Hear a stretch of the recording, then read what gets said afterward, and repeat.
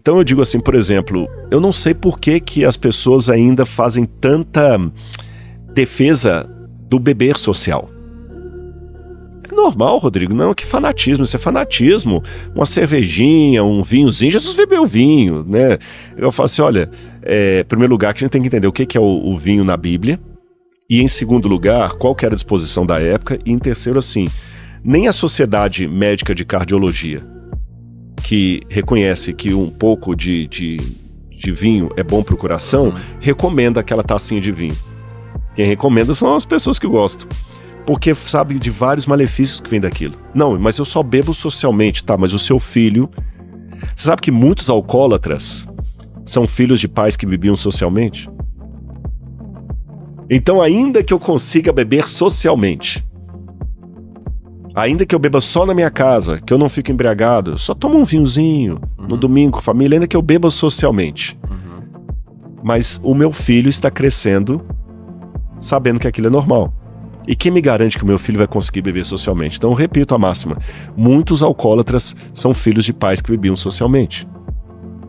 Muitos acidentes de trânsito dão por alguém que bebeu socialmente e pegou o volante dizendo que sabia o que estava fazendo. Muitas brigas, muitas desinteligências, fora os malefícios que o álcool causa no corpo, que tem artigo científico e dá para fazer uma pilha desse tamanho. Então, assim, é essa hora que eu fico pensando assim, peraí, o pessoal que briga tanto pela ciência, que briga tanto pela academia que eu falo, acadêmica, né? Pelos artigos científicos, parecem medievais no estilo de vida deles que não corresponde com aquilo que a própria ciência diz. Quando eu vejo um médico fumando, eu falo, como? Como, né? Um cardiologista, imagina. Um cardiologista fumando. Tem pé na cabeça. Sabe, como falei, assim, eu não quero ser arrogante aqui, Jota, de maneira nenhuma.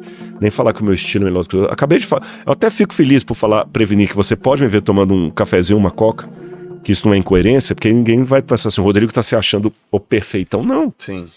Eu nem sou o melhor adventista para você entrevistar em termos de saúde, porque eu deveria cumprir melhor algumas coisas que a minha igreja ensina. Eu não sou um modelo, não. Confesso que eu não sou um modelo. Tem muita coisa que eu quero melhorar. Mas eu, pelo menos, estou procurando levar a sério essa questão que o corpo é templo do Espírito Santo. E as pessoas deveriam levar melhor a sério, sabe? Não é só para ficar bombado, ter um corpo bonito, ir pra praia, as mulheres, o cara ficar olhando pro seu traseiro. Não é porque você é templo do Espírito Santo. Não é uma questão de narcisismo. Hoje, muita gente está procurando um esporte pelo motivo errado. É por narcisismo. Não por saúde. Não por saúde, é narcisismo. Ô, Rodrigo, mas a questão do vinho, por exemplo, eu escuto. Eu também não bebo, né? E eu escuto muita gente falar. O que é muita gente, né? Deixa eu... É o acadêmico. O acadêmico, assim, a estatística diz que foram... O que é muita gente, né? Vamos lá, o que é muita gente? Algumas dezenas de pessoas do meu ciclo de amizade que são pessoas que bebem vinho socialmente, que são temente a Deus, que são cristãos, e eles falam, pô, mas o vinho tá na Bíblia, Jesus bebia vinho. Vai um pouco mais fundo nessa questão do conceito do vinho na Bíblia, e por que onde que é? Minha pergunta é assim, onde que é que a turma usa isso como muleta para justificar alguma coisa que elas, uma conduta delas, e onde que isso realmente tem fundamento na Bíblia? Ok. A questão da muleta eu fico te devendo responder porque é muito subjetivo. Tá bom. Aí entra naquela parte que eu falei assim, eu não sei o que tá no coração da pessoa. Também tenho que ser honesto academicamente em dizer para você que você pode trazer uma dúzia de teólogos aqui, gabaritados com doutorado em teologia, doutorado em Bíblia, que vão falar que Jesus bebia vinho, era o vinho alcoolizado. Eu tenho que ter essa honestidade acadêmica com você. Tá bom. E você vai ter uma outra dúzia de teólogos igualmente gabaritados que vão concordar comigo, vão falar assim, não, Jesus não bebia vinho alcoolizado. Essa é a tua linha. Essa é a minha linha. Mas não bebia vinho alcoolizado. Então eu tenho que apresentar essa linha, mas com esta franqueza em dizer que você tem especialistas dos dois lados. Eu vou falar desse lado de cá. O vinho, quando ele é usado de maneira... Porque veja bem, vamos começar pela problemática. Acho que é melhor começar por aqui. O vinho dá uma vez por ano. Okay. Eu não sei se hoje, com essas tecnologias que tem fruta que dá o ano inteiro, né? Hoje eu não sei. Eu não sei como é que são as vinícolas hoje. Mas no passado arqueológico, quando não tinha todo o mecanismo de hoje, a uva só dá uma vez por ano. E, se eu não me engano, não sei se é no mês de setembro, que dá lá no hemisfério norte. Então, como o vinho só dá uma vez por ano, você não tem, sem refrigerador, como ter vinho, suco de uva, não alcoolizado o ano todo. Ok. Porque ele é o mosto, o vinho não alcoolizado, quando você tirou da uva. Depois ele vai alcoolizando, tá certo? Eu achava, tá vendo, a minha limitação, eu achava que vinho necessariamente deveria ter álcool. Não, no português sim. No português sim, porque nós chamamos de vinho só bebida alcoólica, e a gente chama de suco de uva. Pois é. Mas só que no hebraico, a mesma palavra usada para um é usada para outro. Ain. Ain em Ou hebraico... seja, suco de uva é vinho. É vinho. Não O ain, tanto é que no livro de Isaías fala o seguinte, dê vinho para os recém-nascidos. E é ain. Mas não vai dar vinho, álcool para criança. Para criança. A bem da verdade, existe uma segunda palavra em hebraico, teirosh, que significa apenas suco de uva. Tá. Suco de uva. Mas tem o ain que é o contexto. É igual falar manga. O que é manga? Depende. Pode ser uma fruta ou pode ser uma peça de roupa. Tá bom, entendi. Você tá entendendo? Entendi. Pode ser a manga da camisa ou a fruta. Entendi. Só a palavra manga, ela não me diz nada. Entendi. Porque você pode estar falando de uma coisa ou de outra. Então, só a palavra ain, vinho, não significa muito. Em grego, você tem oinos, que também é um sentido duplo. Ela pode significar tanto o suco da uva como... Não existe a palavra suco. Hoje você tem, em hebraico moderno, você tem mitz tapuzim, suco de laranja. Tá bom. Mitz é suco, em hebraico moderno. Mas não existe mitz na Bíblia. Suco. Entendi. Você entendeu? Você tem é o vinho. Então, como é que eles faziam? Eles preparavam o vinho e eles tinham técnicas, não só em Israel, a gente tem isso mapeado também entre outros povos, de ter tanto o vinho alcoólico como o vinho não alcoólico durante o ano todo. Tá. Era o vinho não alcoólico, por exemplo, que era dado às crianças. Ok. O vinho alcoólico, ele sim, era praticado, muita gente bebia e tudo mais, mas ele não era bem-vindo, por exemplo, no mundo romano. Por incrível que pareça, há muitos textos, especialmente dos epicureus, dos estoicos, nossa, vai ler Marco Aurélio, que descem o sarrafo na bebida alcoólica, no vinho alcoolizado. E eles falam que esse vinho alcoólico, ele traz malefícios para a sociedade terríveis. Terríveis. E só tem uma coisa que todo mundo usava, duas coisas que eles usavam esse vinho altamente alcoolizado. Ou você usa esse vinho para funções medicinais, por exemplo, a pessoa precisava de alguma coisa, você dava um vinho altamente alcoolizado para ele, até o vinagre, se fosse o caso, para servir de morfina. Tá bom. Que aquilo te anestesiava. Então, assim que eles operavam as pessoas, por exemplo, que até trepanação era feita no Egito Antigo, então você dava aquele vinho. Você usava aquele vinho também para esterilizar machucado. Ele era bom. Na parábola do bom samaritano, Jesus fala que o camarada que ajudou o outro que estava ferido lá, colocou na ferida dele óleo e vinho. Tá. E você usava também, num segundo momento, para purificar a água.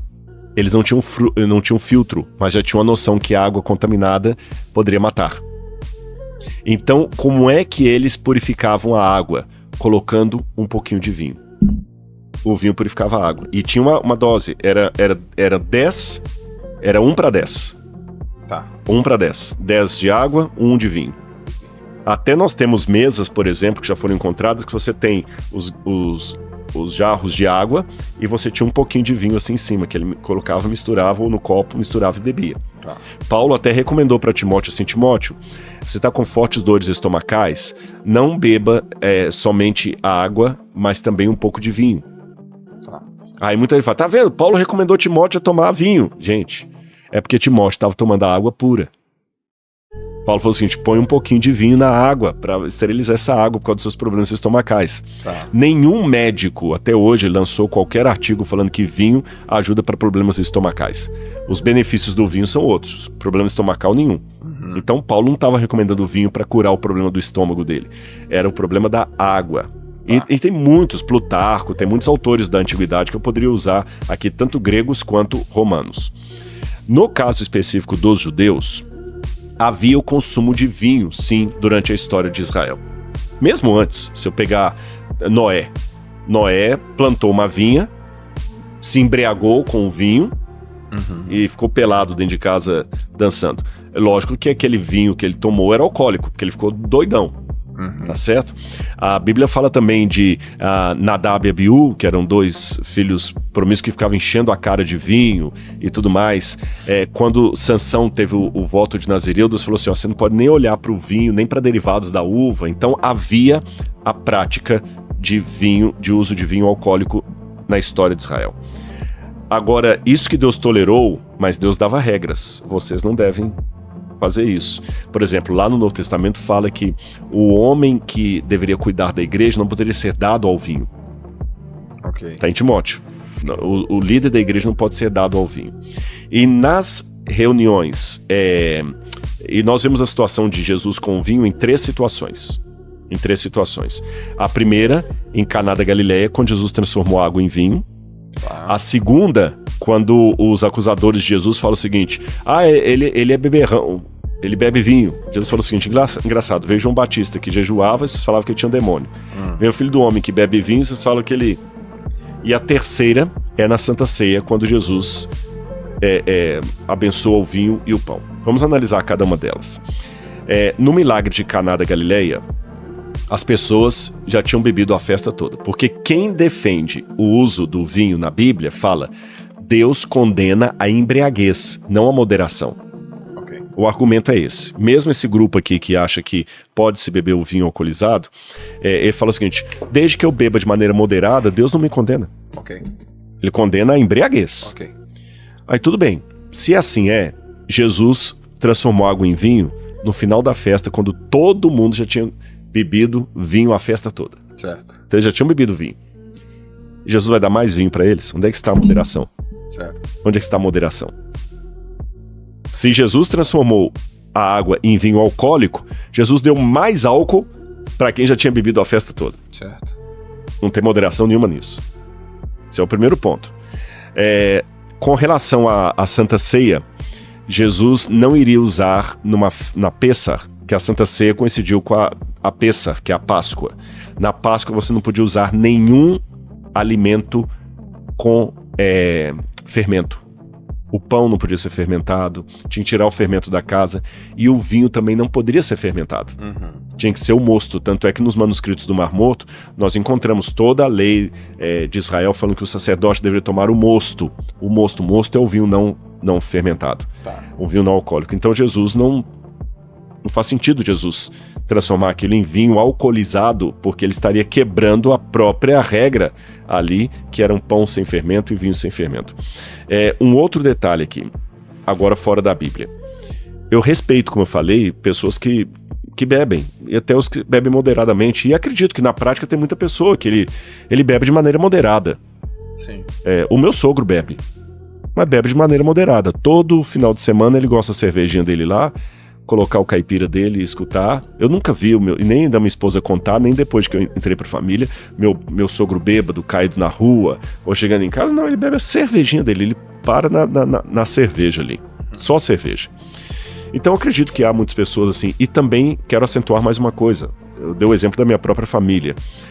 Eu acredito que há pessoas boas, eu não meço o caráter da pessoa pelo fato dela beber ou não beber. Tá certo? Tem pessoas que bebem e têm um caráter melhor do que muito, muito abstêmio. Certo. O que entra pela boca não contamina o homem, mas o que sai dela. Então, o que acontece? Só que eu faço perguntas a essas pessoas. O que pode acontecer com o seu jeito moderado de beber?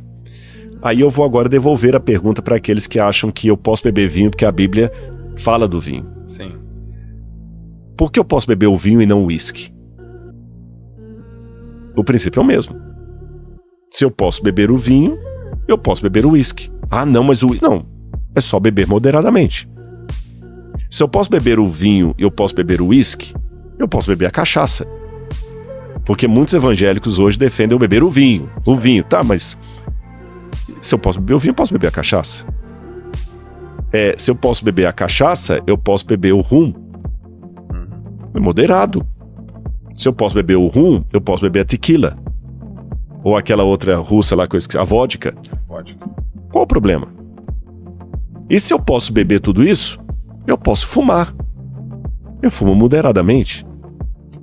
E eu nunca conheço os evangélicos que defendem o uso do vinho, defendendo o uso do cigarro. Se eu puder fumar moderadamente, um cigarrinho ou outro, e tudo não tá fazendo mal a ninguém, distrai. Você pode criar toda uma filosofia pro hábito de fumar. E pode fazer toda uma filosofia também pro hábito de fumar marihuana. Você sabe que muita gente também defende a liberação das drogas e do uso da maconha e tudo, que ela acalma, ela amplia os seus horizontes e tudo mais e tal. Ou seja, quando você abre uma fissura, toma cuidado, porque você pensa que você só está abrindo aquela gretinha ali, mas se você bater, aquela fissura que você está abrindo, ela vai se expandindo e você lá na frente não consegue mais pegar as pontas. Então, de maneira muito humilde, a única coisa que eu coloco para o pessoal de casa pensar nos usos e costumes do que você come, do que você bebe, é quais as consequências disso.